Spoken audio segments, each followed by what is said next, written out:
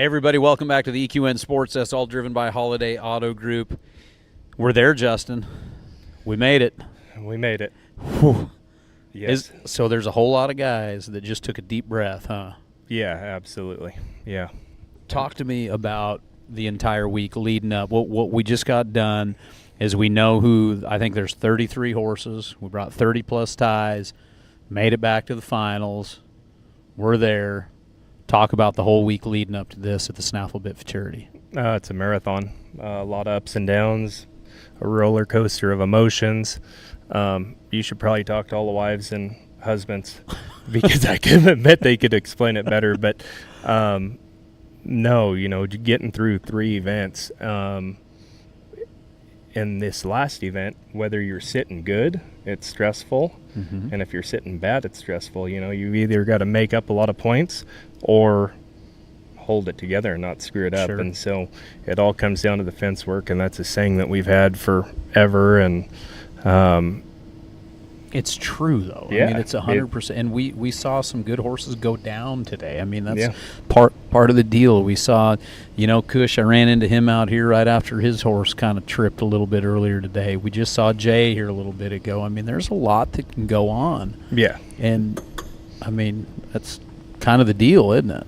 Yeah, and that's why it's the Rain Cow horse and 3 events, and it's hard. Everybody, we're all in the same boat. Nobody's better than anybody else. We all go through the same struggles, and, if you end up on top at the end of this, it's very gratifying because it is so difficult. Sure.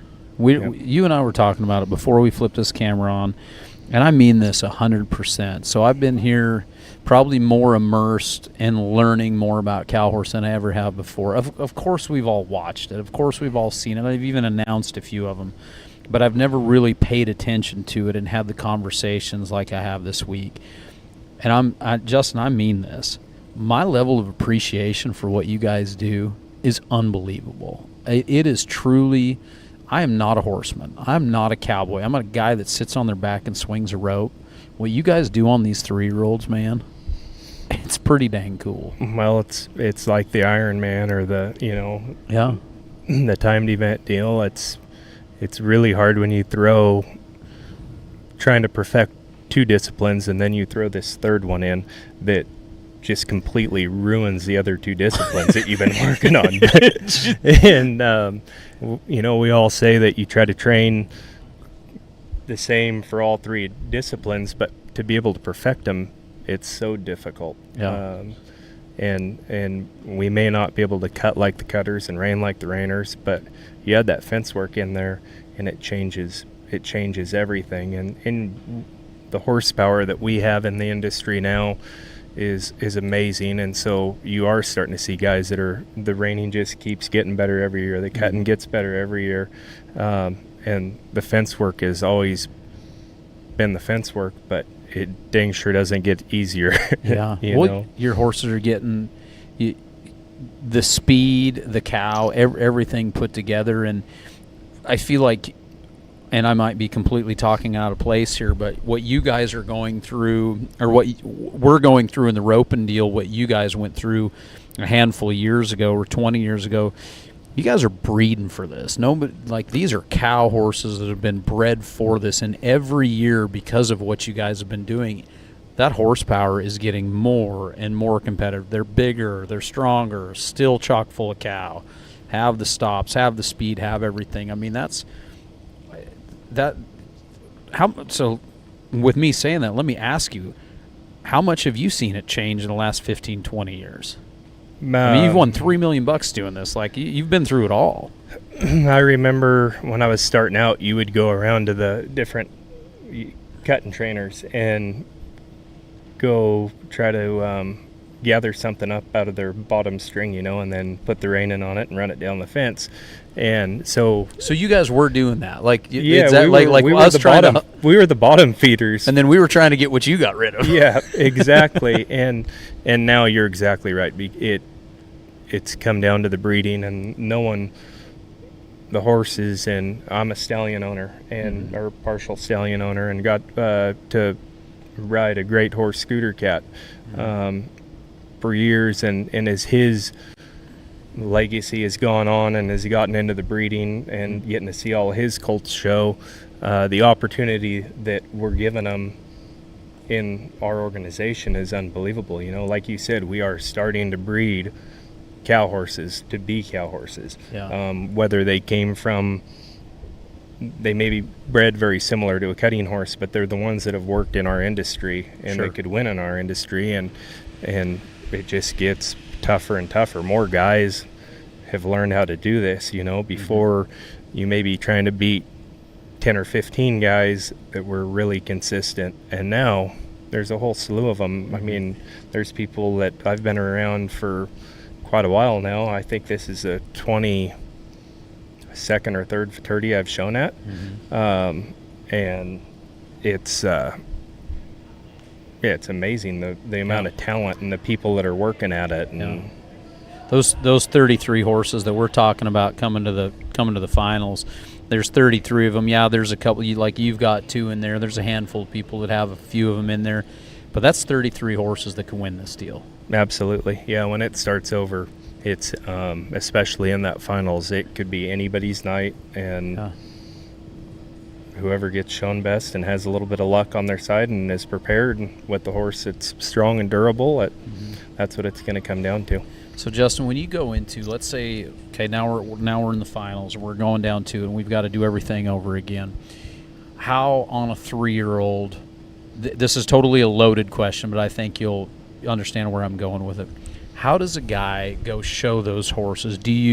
So this is a question I ask the guys at the timed events, and it kind of pertains to this too, like the difference between mashing a little bit to win or riding that razor's edge of just getting through them because they're 3. Does that question make sense? Like we're trying to win the 200,000. Yeah, and I've screwed it up from every angle. Have you? So okay, so absolutely. talk to me about that. I think you totally understand what my question is, right? Yeah, because we could go home and we have another 36 hours to completely screw them up before that cutting, or try to hold them together. And Sure. I think just doing what you do day in and day out, don't change anything. Don't get scared and undershow your horse, and definitely don't get excited and overshow your horse, which is the easiest thing in the world to do. Is that easier than undershowing? For me, it always was. Because you're ready to go. Yeah, you're mashing, adrenaline. and every time I've made the finals, I've wanted to win. Sure. And you think you have that chance, which you do, but just trying to hold it together and do what you've done and see how it all plays out. Hopefully this last 2 years of hard work is paid off to where that horse is going to trust you, and you're going to be able to put as much pressure on them as you need to win, with them trusting you and just doing what they do. Yeah. And every horse has got its own deal too. Like I'm sure that you may have one that's a little stronger in the reining pattern. Absolutely. One that's a little better in the herd, and so you can go ahead and you might be able to push one out there a little bit more when you go down and get a good cut and try to hang it out there a little bit. That's for you guys but they are 3-year-olds too. They are 3-year-olds, and you can't force any of it. And I think that pertains to a lot of different disciplines. Sure. Absolutely. Just try not to force it and make it happen, and just see where the chips fall and do the best we can do to hold it together.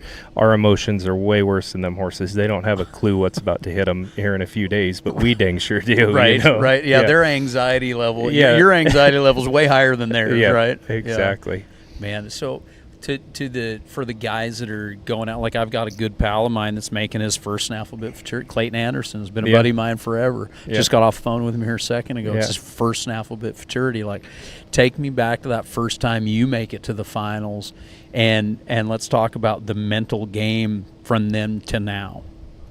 Oh, the first year I was so naive, and I had some luck in the non-pro. I got to show in the non-pro for 7-8 years, and so I had some show experience, and then I was really naive going into the Open. I made the finals first year I showed in the Open, and it was awesome. I didn't have a clue what was going on at that time. Really? Oh yeah, you were just looking back on it, and then you get to a spot where you start overthinking it, and thinking you have a plan, and like Mike Tyson, it's all a great plan until you get hit in the mouth, right? Exactly, and that happens really easy. So I don't know. I think appreciating it and enjoying it. I getting to a different point in my life, just being very appreciative for the moment and enjoying it. Yeah. We go through, you and I are about the same age, and we go through these things in our life, and we're supposed to be, you've won the money that you've won on this. You've had so many great opportunities, great horses. You've capitalized on those opportunities in the past. But now sitting here, that appreciation means something a little bit different, doesn't it? I mean, we're pretty fortunate to get to do what we do. Oh, absolutely. And I think every once in a while, you can fall out of love with your job pretty easy. But to be able, to put it all into perspective and say, man, sure is great getting to show these 3-year-olds and see what they're doing. I mean, that's pretty cool, isn't it? Yeah, and I think just life changes us as we grow up, especially as young males. Yeah. Some of us ever thought you and I were going to grow up. I guarantee you they didn't. Yeah, I didn't either. I didn't have a plan for this, but now we're making one. Yeah, here we are. It's still flying by the seat of our pants. Yeah. But doing it in a different way, it definitely is. It's a challenge to, realign your directions and know how to get there. Mm-hmm. I was fairly insecure at the beginning of the week, not thinking that I had some bobbles early on and did good on some in the reining and didn't do good on them in the cutting, and vice versa. Mm-hmm. And so I was starting to have a complete career meltdown.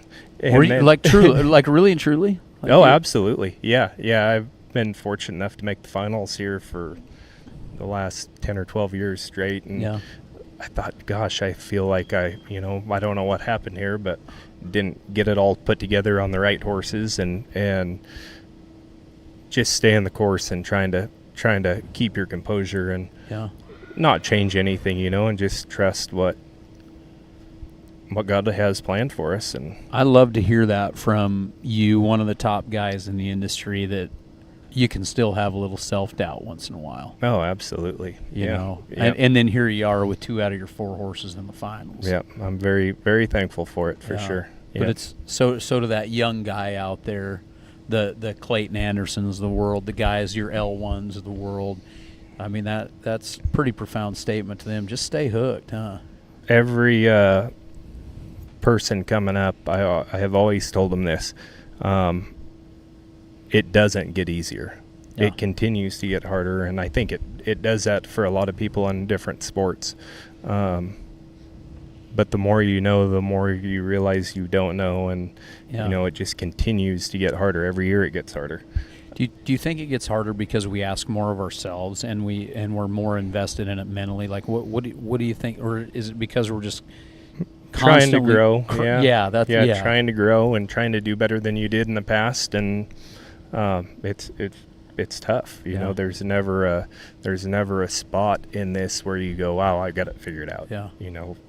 And then is it crazier? I don't know if women go through this, but don't you feel like, I feel like the older I get, I psychoanalyze stuff more now than I ever did before. Yeah. Like I look at it like it's like, man, we should feel like, hey, we're kind of there in our career. We're doing it when it's just the opposite. Yeah. Like, man, it gets tough for sure. Yeah, it does, man. Well, I tell you what, it's been great watching you, and I think we got it. Speaking of watching, we need to watch a Black Atcha right here, huh? 221.5, and let's go ahead and watch it. So, talk me through all of this right here, because I knew I needed to be a big score on this horse. He was good in the first 2 go-rounds, but I didn't get him shown to his potential by any means. And I was the first day early out and knew we were still a little unsure about the bubble, but knew that we had to be up there and get something done here. And that cow came out, and I got really lucky with this cow. came out and had a lot of good feel to it. It was a little heavier. It wasn't colored the same as the ones that had been giving guys trouble. And I stayed there and boxed for a little while just to get some control and not be overmatched running down the fence. And first turn, the horse was very, very good. Read the cow, listened to my hands. And then this one was kind of a little bit tough popping off the fence. But again, handled it very well. And then he's such a strong horse and has a lot of endurance. It was pretty easy just to finish up there and go get circled without that cow losing us. And he's a good looking rascal. It all worked out in our favor for sure. Yeah, it did. So he's a WR, huh? Yep. Have you shown a lot of the WRs? I've gotten a chance to show quite a few of them, and they're very, very good horses. Wagon Hound, he came from Wagon Hound, and they have got a great breeding program up there with great mares, and they had WR, and now they have Fiddle and Steel that they're going on with, and they've just consistently been really good breeders for what we need in this sport. Sure. Absolutely. I remember when Tim Smith was showing that horse. Like it was pretty cool. That was a fun horse to watch cut for sure. Man. Well, so you got Black Atcha. What's the other horse you have in there? And then Scooter Rabbit made it back to the finals, and he's one that a great friend, customer owns, Jan Hanneman, and we started him. He's by Scooter Cat, and then out of a Light and Lena mare that I've shown some other colts out of her and had success on them, and it was fun to get him back too. Very good horse. It's been good all along, and a great customer and friend and owner. Gotcha. Well, so we look down through that whole bunch of horses right there. What 49 was the bubble, wasn't it? 49 was the bubble. 49 was the bubble, and Dawson called it. I don't think he wanted to call it when you interviewed him earlier. He did not want to call it. He did not want to call it. He was, and poor Sarah, she was down there with a 48.5 right underneath, but it looks like 49, 33 horses coming back. So it was that 30-plus ties. But all that, I mean, on the bubble right there, it was Chris, Aaron, Justin Lawrence, John Swales, all there with the 49s. But now none of that means anything.